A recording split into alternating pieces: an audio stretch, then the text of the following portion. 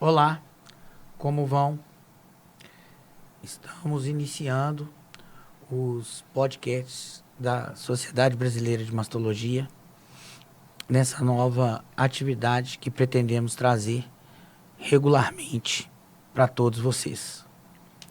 Em especial, esse podcast, podemos dizer até emergencial, foi organizado com um foco principal em relação à consulta pública número 3 de 2026 da Comissão Nacional de Incorporação de Tecnologia, órgão responsável pela incorporação de exames, remédios, procedimentos no SUS. A consulta pública 3 de 2026 está aberta até o dia 2 de fevereiro e todos vocês fazem parte de um dos pilares do SUS, que se chama participação social. Todos vocês podem entrar e acessar a página do Ministério da Saúde, da Conitec e dar sua contribuição. E do que se trata a Consulta Pública 3 de 2026? Da incorporação da testagem genética, NGS, para os genes BRCA1 e BRCA2, que representam a grande maioria das síndromes de câncer de mama e ovário do país.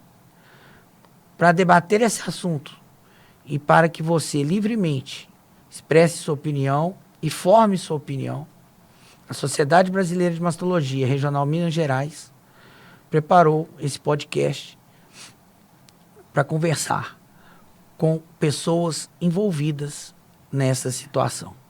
Tem aqui comigo Maria Luísa Oliveira, presidente da Associação Pérolas de Minas, que representa pacientes com câncer de mama. Tenho aqui comigo a doutora Ana Maria Massaúde Rodrigues, coordenadora do Departamento de Direito dos Pacientes da Sociedade Brasileira de Mastologia e coordenadora do Departamento de Saúde Pública, Acesso e Medicina Complementar da Sociedade Brasileira de Mastologia Regional Minas Gerais. E o mais importante, tenho aqui comigo as pessoas interessadas e que são afetadas pelos problemas. A Lohane Heisley da Silva, paciente e portadora de BRCA1, que teve câncer de mama, e a sua mãe, minha amiga, dona Edna Nunes da Silva, também portadora de BRCA1, que teve câncer de mama. Então vamos começar a nossa conversa. E eu acho que nada mais adequado, se é que nós estamos falando da contribuição das pessoas no pilar social do SUS, escutar quem realmente interessa o problema, quem teve o problema. Então acho que a gente pode começar com a Lohane Heisley. Lohane, você tem quantos anos? Eu tenho 32 anos agora. Conta um pouquinho da sua história, quando é que você teve o câncer de mama, como que foi o tratamento, os testes e os exames que você fez. Eu descobri, né, o câncer de mama através de uma consulta ginecológica com a minha médica. Eu estava com 26 anos, foi no ano de 2019, no finalzinho do ano de 2019. E eu estava pensando em engravidar nessa época. Foi aí que eu falei assim, vou ver como é que está a minha saúde, né? Vou procurar a minha ginecologista. E aí, ela apalpando, né, o meu peito, ela falou assim, olha, Lohane, você percebeu esse nódulo aqui? Na hora, eu virei e falei assim, é um câncer de mama. Porque eu já tinha vivido essa situação com a minha mãe. E na hora eu falei assim, doutor, eu acho que é um câncer de mama. Não, vamos fazer alguns exames, né? Foi aí que eu fiz ultrassom. Aí no ultrassom ela falou assim, olha, Lohane, tá, eu não sei como que fala, sabe, doutores? Mas ela falou assim, olha, pelo ultrassom aqui tá bonitinho, né, o nódulo. Aí ela virou e falou assim, mas como sua mãe já teve esse problema, vamos fazer uma biópsia. Uma biópsia não, acho que é uma punção, eu não sei a diferença, né, entre esses dois exames. E aí eu fiz esse exame. Aí quando eu fiz esse exame, ela entrou de férias e saiu o resultado. Eu fiquei com medo de incomodá-la, sabe? E aí quando saiu o resultado, eu estava trabalhando. E aí eu fiquei um pouco assustada e com medo de contar para minha mãe. Contei para o meu marido e falei com ele, vamos no hospital, vamos lá no Vila da Serra. Aí, que era o hospital que me veio na cabeça, porque eu acho que eu já tive algumas consultas lá ginecológicas, sabe? E aí ele virou para mim e falou assim, então vamos lá. Mas calma, não deve ser nada, não. Eu falei assim, não, vamos lá, porque eu conheço esse nome. Aí a gente pegou e nós fomos lá, né? Aí, chegando no hospital, eu lembro que me atendeu uma médica e uma residente, se eu não me engano. E a outra médica era residente também em mastologia. E aí ela virou, pegou o exame. Eu falei assim, olha, eu vim aqui porque eu estou bem, mas eu estou com exame, com esse diagnóstico. Aí ela virou e falou assim, ai, Lohane, mas a gente não pode dar diagnóstico, você tem que passar pelo seu médico. Aí eu virei e falei assim, deixa eu te contar. A minha mãe já teve e eu conheço esse nome.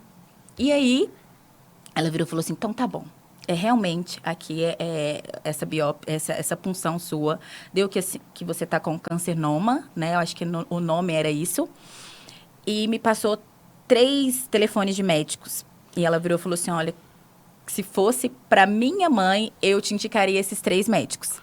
Lohane, o que você relata parece que é uma certeza de que você ia ter câncer de mama.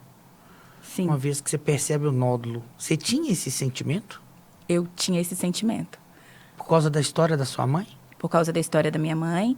E porque eu tinha uma tia que também tinha passado por esse período. E a minha outra tia, também irmã da minha mãe, ela fez tratamento junto com a minha mãe. Então, a sua mãe teve câncer de mama, 2 tias com câncer de mama, e você tinha uma sensação de que esperava a sua vez. Sim. Tá.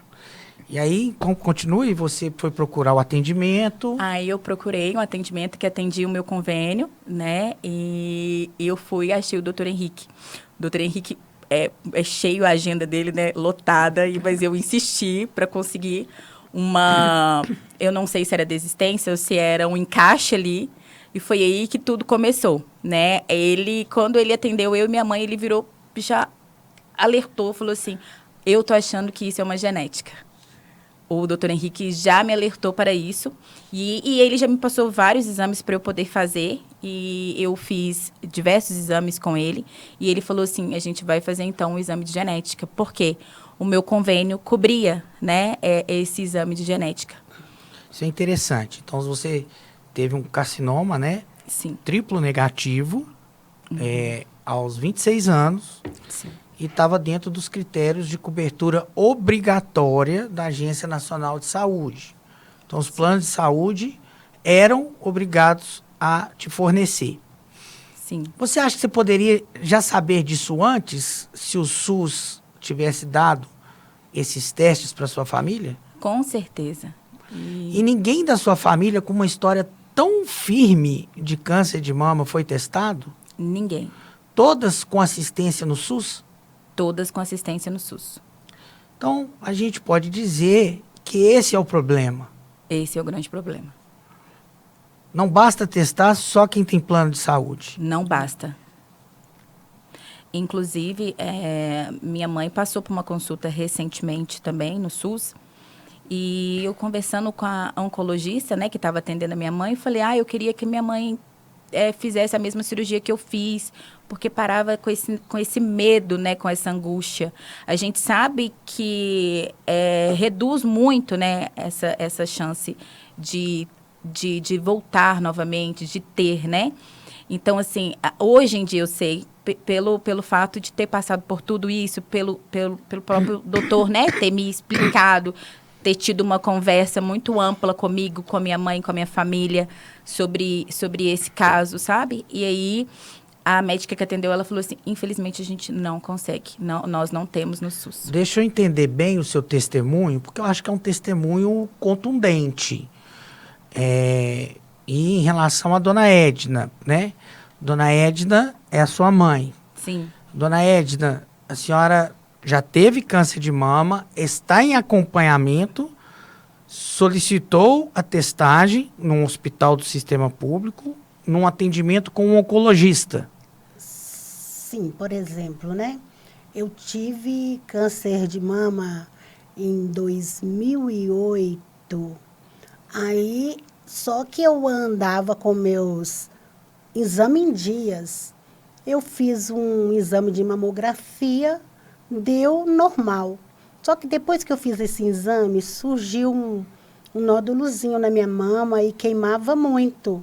Aí eu voltei no médico do SUS, né? Voltei no médico do SUS, ele me receitou diclofenac. Aí eu tomei o diclofenac 3 meses e continuou avermelhado e queimando muito. Aí eu voltei nele. Aí ele falou assim, uai, mas a sua mamografia deu normal. Aí me encaminhou para mim fazer um ultrassom. Aí quando eu fiz o ultrassom, deu que esse nódulo estava lá. Aí me encaminhou para fazer uma biópsia, né? E na biópsia deu positivo, que eu estava com câncer de mama. Quantos anos a senhora tinha? 46 anos. 46 anos. A Lohane tinha quantos anos? 14. Na época, 14. E a senhora, então, é atendida, muito bem cuidada, está bem controlada no Sistema Único de Saúde. Isso, aí eu fui encaminhada para os meus exames lá para a secretaria, aí marcou a minha consulta para o Santa Casa. Então, eu encontrei lá uma mastologia, doutora Patrícia Belina, que me apoiou em tudo, e o doutor Célio, que fazia a minha... depois da quimioterapia, faz... Radioterapia. E eu comentei com ele que eu tinha uma irmã que tinha falecido até, né? Aí ele falou assim, o apoio foi tão grande, que ele falou assim, Edna, a sua irmã morreu, mas você não vai morrer. Você vai fazer o tratamento pelo SUS. E nós vamos operar você, e o seu câncer é precoce. Então, você não vai morrer. Encontrei pessoas maravilhosas na minha vida, através do SUS, né? Mas eles sempre falavam assim que tem o teste de genética, mas o SUS não liberava o teste de genética. Mesmo sabendo que a sua filha é confirmadamente portadora do gene. A minha irmã, né, que a minha filha ainda não tinha, a minha irmã faleceu com câncer de mama. Sem testar. Sem testar. E agora, sabendo que a sua filha tem, a senhora não consegue testar. Não consigo. Você estava falando, Lohane, que você questionou ao oncologista se a sua mãe poderia fazer a cirurgia que você fez. Sim. Qual cirurgia que você fez? É a retirada das 2 mamas, mastectomia? Sim. Bilateral? Dona Edna, a senhora não retirou as 2 mamas? Não. Então a senhora é portadora, provavelmente, quase que certo, de um gene de risco para câncer de 2 mamas, mas você não consegue comprovar isso no SUS e não consegue fazer a cirurgia preventiva, ou na verdade, no seu caso, nem preventiva, você teve o câncer. Sequencial, uma melhor terapia para o seu caso, que seria retirada. Você não consegue? Sim, não consegue, né? Pelo SUS não consegue. Doutora Ana Maria, a senhora que é a especialista na parte de direitos, e a gente está discutindo essa questão. Está disponível o teste no SUS? Não, Henrique. Infelizmente, o teste, né, genético, do painel genético de nova geração, ele não está disponível no Sistema Único de Saúde. E o que a gente vê é exatamente essa história. Eu atendi mais de 20 anos no sistema público, na Santa Casa, inclusive. Sim. E muitas vezes, apesar de existir dentro do rol do SUS, que está no sistema, na tabela do SIGTAP, consulta com geneticista, existe hoje em dia ressonância de mama, a gente consegue fazer reconstrução em quem teve câncer, mas, infelizmente, a gente não tem como fazer a mastectomia redutora de risco. Não existe código para mastectomia redutora de risco, que a gente deixa a pele, deixa a parte da mama externa saudável. e faz uma reconstrução imediata, então a gente não tem como fazer, né? A auditoria do SUS, ela não autoriza que a gente faça esse tipo de cirurgia.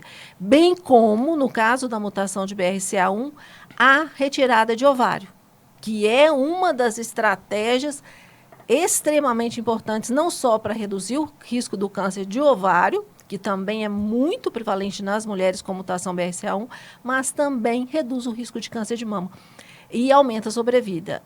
Nesse caso, aqui em Minas Gerais, a gente tem uma lei desde 2019, que é a Lei 23449, que, teoricamente, ela daria esse acesso para todas as mulheres do estado de Minas Gerais, com algumas resoluções, algumas colocações que foram feitas na resolução de 10.609, que é uma resolução que foi publicada em outubro de 25, que fala que essas mulheres em Minas, elas têm direito. Só que isso ainda não foi operacionalizado. Então, nós temos um direito, não só legal, estou falando agora Minas Gerais, a gente tem um direito não só legal, mas também com uma resolução que fala como fazer, quem tem direito, quais que seriam os cuidados da linha de cuidado, fala sobre a parte psíquica, fala sobre a parte de promoção de saúde, de atividade física, está tudo nessa resolução,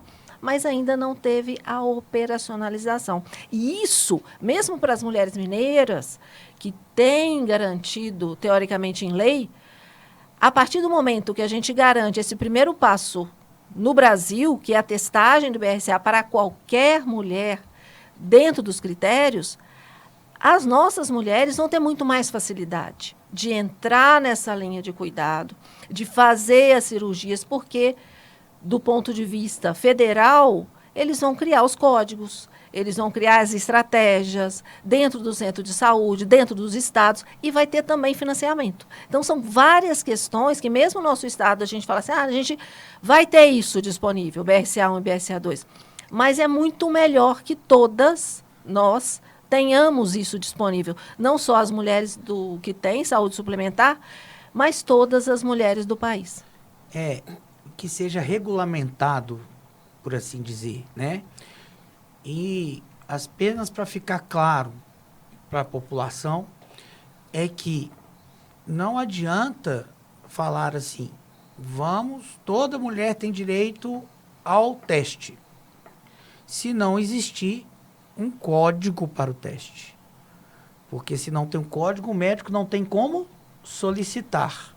Se não tem um código, não tem como o laboratório efetivar, realizar, e não tem como cobrar.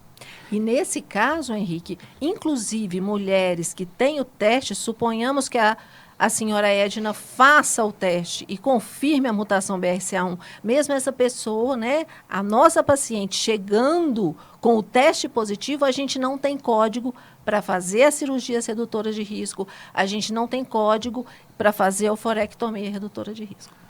Então, o cenário é o seguinte, o que o olho não vê, o coração não sente. Porque se eu não testo, essa população não aparece. Se ela não aparece, não precisa da mastectomia preventiva ou terapêutica bilateral, não precisa da oforectomia e não precisa das medicações específicas. E aí, a Sociedade Brasileira de Mastologia, com uma iniciativa, e seguindo as leis e a metodologia do SUS, que fala que só pode ser incorporada uma tecnologia se for demonstrado custo-efetividade, se o valor valer o impacto e for aprovado na Comissão Nacional de Tecnologia. A sociedade fez isso, submeteu a sua apreciação e a resposta do Conitec foi que concorda que isso é importante, mas que acha que deve fazer tudo. E que não foram consideradas as mastectomias, as oforectomias e as outras terapias. Mas como considerar? Considerar o que não tem? Nada. Então, nós estamos correndo atrás do rabo. Não dá para fazer porque não tem. Porque não tem, não pode testar. Ah, como é que é isso? Não, é assim, deixa eu explicar bem. Não pode testar Porque não tem a mastectomia. Mas por que não tem a mastectomia? Porque não tem o teste. Porque não tem teste. Aí eu quero saber, é o ovo ou a galinha que começa com a história? Esse é o problema. Então, isso não é desculpa. E eu queria saber, com a Maria Luísa, que representa as pacientes, é um problema frequente na associação? A dificuldade da testagem, a ausência de assistência, não só dos testes, mas os grandes abismos entre a medicina privada e complementar, a não possibilidade de fazer uma mastectomia bilateral para quem é portador, então ela carrega a certeza de que vai ter praticamente, sem poder fazer nada. Isso acontece com frequência na associação? Frequente. E é um assunto que deixa a gente muito sensibilizada, porque você vê mulheres na saúde suplementar podendo fazer isso, e outras que são pacientes do SUS e que não vão ter esse direito, elas não têm esse direito. Elas ficam com medo, têm filhas, jovens, querem saber se elas possuem um gene de mutação, né? Que isso seja para a família, né? Para ela poder fazer o teste, ser a primeira pessoa a verificar isso. Elas ficam muito preocupadas. Eu acho muito injusto do jeito que é colocado a situação da cirurgia do câncer de mama com relação aos exames genéticos. Então, se a mulher não pode, ela é do SUS, ela não pode, mas a outra que está na saúde suplementar, ela pode, eu acho que é muito injusto, porque ambas são mães, ambas têm filhas, ambas ficam preocupadas com o futuro de suas filhas e não têm condições de ter a mesma situação. Na associação, durante 2 anos, 3 anos, nós conseguimos parceria para poder fazer os exames genéticos de quem tinha pedidos do SUS. Foi ótimo fazer, é bom fazer, excelente fazer. Mas o que acontece? Aí a mulher volta para o SUS, ela tem que fazer a cirurgia e nada é feito. Então, quer dizer, o que foi investido, aquilo que a gente lutou para conseguir por elas, elas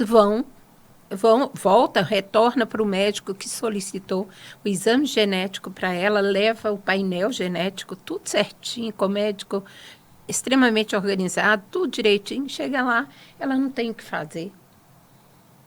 Então, a situação hoje é ainda mais grave. Muito mais grave. Porque não testa. Não testa. E quando tem o teste, finge que ele não existe. Não tem o que fazer. Certo.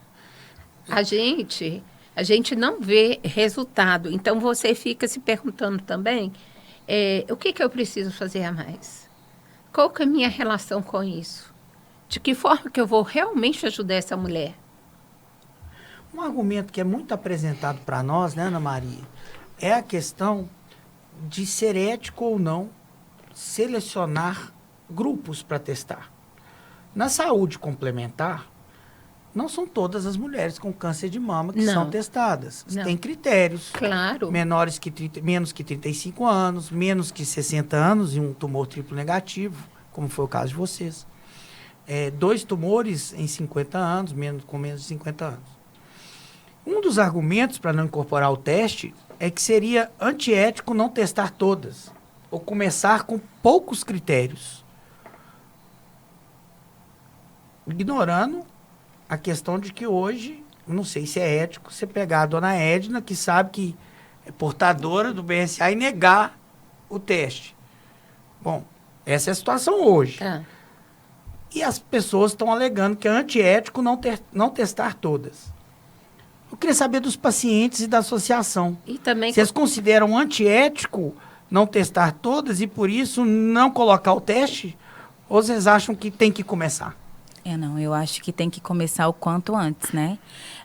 Ainda mais quando a gente descobre que tem uma pessoa na família que descobriu isso e tem uma outra pessoa que apareceu um nódulo também. Isso, eu acho que surge uma alerta e eu acho que tem que começar o quanto antes, né? Porque quando já tem 2 pessoas na família, a gente já pode ligar um alerta. No caso da minha família, existem várias mulheres que já fizeram tratamentos, né?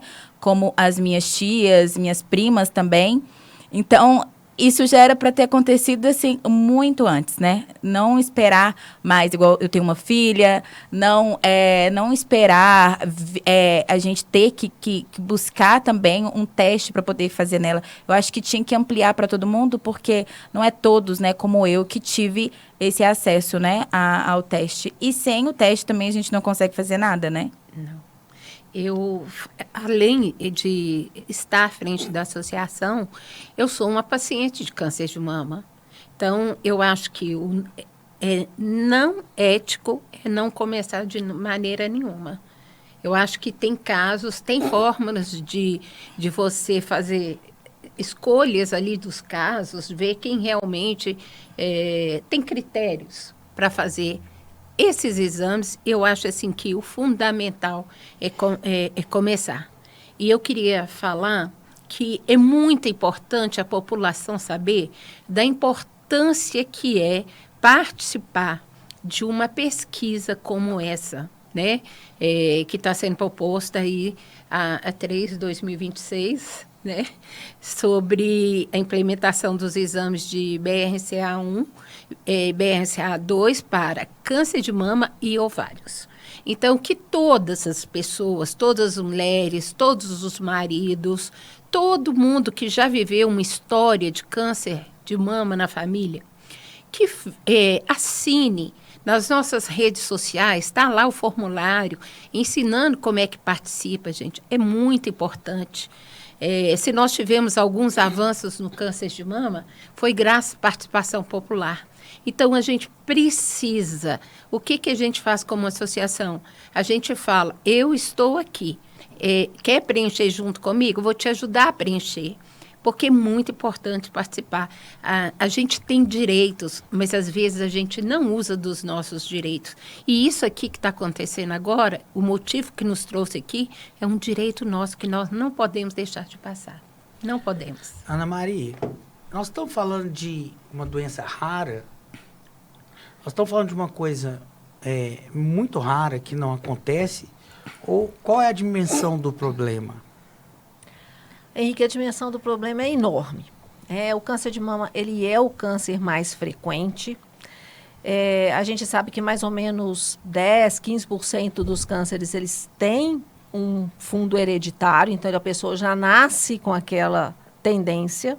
E metade dessas pessoas nasceu com o gene BRCA1 ou gene BRCA2.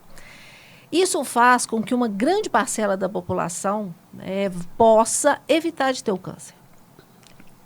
Uma questão que às vezes eles falam, mas as pessoas não vão querer fazer, vão ficar com medo de fazer o teste, descobrir. Independentemente disso, é importante ofertar. A pessoa só pode falar não se existir o teste. Enquanto não existir o teste, a pessoa não tem poder de escolha. Não. Então, o que a gente está querendo garantir para a população é o poder de escolha. É você poder escolher. Falar assim, eu quero fazer esse teste ou eu não quero fazer. Eu estou dentro do critério, eu sou uma pessoa jovem, minha mãe teve câncer de mama jovem e é mutada, porque não é só a mulher que está com câncer ou teve o diagnóstico de câncer. É principalmente aquelas que não tiveram e tem um alto risco de câncer. Uma mutação do BRCA1 dá cerca de 80% de risco de câncer ao longo da vida. Ou seja, de cada 10 mulheres que têm essa mutação BRCA1, 8 vão ter câncer de mama. É a chance que ela tem que falar assim, eu vou fazer o teste, se vier positivo, eu vou retirar minhas mamas, vou retirar meus ovários, ou então eu vou fazer uma ressonância para descobrir o câncer precocemente, tendo em vista que a ressonância de mama, ela vai entrar na linha de cuidado da paciente de alto risco. Meu avô tinha um ditado, meu pai também, e agora eu também uso, que é nada começa do nada, a não ser o próprio nada. Então, o que acontece é que, sem dúvida nenhuma, se nos perguntarem o que vocês acham, a gente acha que deve implementar completo. Tem que começar a testar. Se testar positivo, tem que testar os familiares. Tem que oferecer a mastectomia terapêutica bilateral para quem está com câncer, como possibilidade.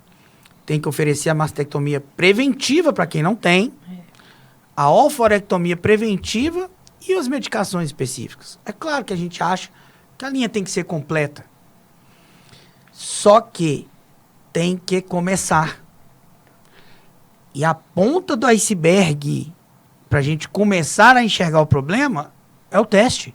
Sim. Então, a primeira coisa é começar a testar. E para começar a testar, dá para começar a testar todos? Claro que não. Então, a Sociedade Brasileira de Mastologia, obviamente, acho que não tem ninguém que é contra um início sequencial das coisas e a favor de tudo. A proposta da Sociedade Brasileira de Mastologia nunca foi excludente. A proposta da sociedade brasileira é o seguinte: mexam-se, comece. Não fazemos questão que seja com os nossos critérios, mas que seja com algum. O que não pode é o ovo e a galinha. É correr atrás do rabo. Precisamos começar. A Ana, você falou uma coisa, Ana, que nós temos um testemunho aqui na nossa frente. A disparidade, a filha submetida à mastectomia bilateral, ao tratamento completo que tem de mais moderno, a testagem de BRCA, ciente que ela é portadora do gene, e a mãe, que já sabia que isso ia acontecer. Sim. E não pôde ser testada e não tem acesso. Então, doutor Henrique, esse teste tem que começar já, porque também eu tenho uma filha, a minha filha mais velha, ela tem 42 anos e eu tenho 3 netas, né? Então, elas precisam fazer esse teste. E a minha filha fica assim: ô mãe, o que nós vamos fazer, mãe? Eu tenho que fazer esse teste, mãe. Mas o SUS não dá oportunidade de estar fazendo esse teste. E ela fica com muito medo. Eu gostaria que esse bate-papo nosso, seu testemunho, dona Edna, chegasse em quem insiste nesse raciocínio. Em nome do Senhor Jesus, Porque vai chegar. já são 10 anos. Desde 2017 é obrigatório para os planos de saúde. Né, doutor? Nós vamos esperar 15, Não. 20. Não tem como, né? A É muita pesquisadora, disparidade. a pesquisadora que descobriu esse gene, recentemente ela fez uma proclamação de que nenhuma mulher mais que tem esse gene morresse ou adoecesse de câncer de mama. Sim. Porque é virtualmente evitável. Então, por favor, nós estamos aqui, Sociedade Brasileira de Mastologia, a Ana, né, dos direitos dos pacientes, promovemos isso aqui, mas para dar rosto e voz a vocês. 2 testemunhos e uma que testemunha todo dia, vários, na sua associação, as demandas. Porque é muito fácil sentar e falar assim: não, ou é tudo ou é nada. Agora, o difícil é o paciente pedir o exame e o médico falar assim: não tem. Não adianta. É difícil para o médico falar não tem também, Ana? Não adianta pedir que você E não vai também conseguir isso. fazer. É horrível. E mesmo quando faz, você não tem o que O fazer recurso. depois, o recurso depois. Nesse sentido, é muito complexo a nossa ação como médico, porque a gente tem que explicar tudo para a paciente. A paciente chega, como a história da dona Edna, ela chega aí: eu tive câncer, 2 irmãs tiveram câncer, o que eu posso fazer para minha filha não ter câncer? Aí você fala: existe um teste genético. Só de eu falar isso, ela já vai ficar mais ansiosa, porque eu vou falar: existe um teste genético, esse teste a senhora não vai conseguir fazer pelo sistema SUS. público. E mesmo se a senhora juntar um dinheiro, pagar parcelado, fizer o teste, depois a senhora não vai conseguir fazer a cirurgia. Isso. Não vai conseguir fazer a ressonância. Então, para aquela pessoa, é aquilo que você falou, né? A gente não tem o teste porque, teoricamente, não tem as outras coisas para fazer, né? Que falaram, né? A questão do governo, que precisa de fazer tudo. Mas se a gente não começa pelo teste, você não vai detectar quantas realmente precisam daquela cirurgia. E também, muitas vezes, a pessoa não ter esse impulso, ela não vai cobrar do governo. Não. Nesse sentido, a consulta pública é aquela hora que a gente importante. fala assim, a gente está aqui, a gente tem rosto, a gente tem casa, tem família. Presta atenção, vocês têm que fornecer isso para a gente. Então, é uma hora que a gente tem que mostrar que a gente quer. Né? Porque se a gente não vai na consulta pública, o governo fala assim, esse pessoal não está interessado. Não quer nada, não tem interesse. Eles não têm interesse, não está precisando. Só que a gente sabe que precisa. E não só precisa, porque a gente vai aliviar essa dor de muitas mulheres e de muitas famílias, evitando a doença, como para o governo também é muito melhor. Economia. Evitar uma doença em termos de custo financeiro do que depois ter que pagar quimioterapia, um tanto de tratamento de uma mulher porque ela teve câncer de mama. E uma angústia muito grande que fica dentro da gente, né? Uns podem, outros não. Por quê? Né? Se a saúde é um direito universal, então é muito difícil isso, e você explicar para a sua colega que está em tratamento, né? No meu caso, colegas, amigas que estão em tratamento, isso é muito difícil, gente. É muito triste você falar que a pessoa chega para você e fala assim, fulana fez, tudo bem, ela retirou a mama, e eu vou conseguir fazer a mesma coisa? Aí vem aquela interrogação, você tem que pensar para responder e ver o que você pode ajudar. Qual o recurso que você tem em mãos para ajudar? Isso é muito sério. E a testagem genética, ela é uma questão que dá equidade. A Sim. gente vai dar mais para quem precisa mais. Se aquela mulher tem uma mutação, tem uma variante patogênica BRCA1 ou 2, ela precisa de mais do que quem nasceu sem. Então, é uma forma da gente tratar o SUS de um jeito com equidade. Tratar as mulheres com equidade no nosso país. Pessoal, gostaria de agradecer a presença de vocês. Foi espetacular. Ana Maria, Dona Edna, Lohane, Maria Luísa. E eu vou encerrar com uma frase de um ex-ministro da Saúde nosso, que eu admiro demais, um oncologista espetacular. O sistema de saúde não quebra, porque realmente ele não consegue pagar tudo para todos, ou tudo que a pessoa quiser. Então, os sistemas de saúde não quebram. Sistemas de saúde fazem escolhas. Nesse momento, o sistema de saúde está escolhendo não testar, conforme o relatório do Conitec. Como escolheu não testar nos últimos 10 anos? Como escolheu não realizar terapias preventivas? A Dona Edna é a prova e a testemunha nos últimos 10 anos. Essa é uma escolha do sistema. O sistema não está escolhendo as pacientes. Mas será que o sistema sabe o tamanho do problema? Compareça à consulta. Vá lá. Fale que você existe. Fale que precisa ser testado. Fale que isso não é um problema para ser resolvido em gabinetes, em grupinhos. Passou da hora. Participe da consulta pública. Contamos com a sua participação.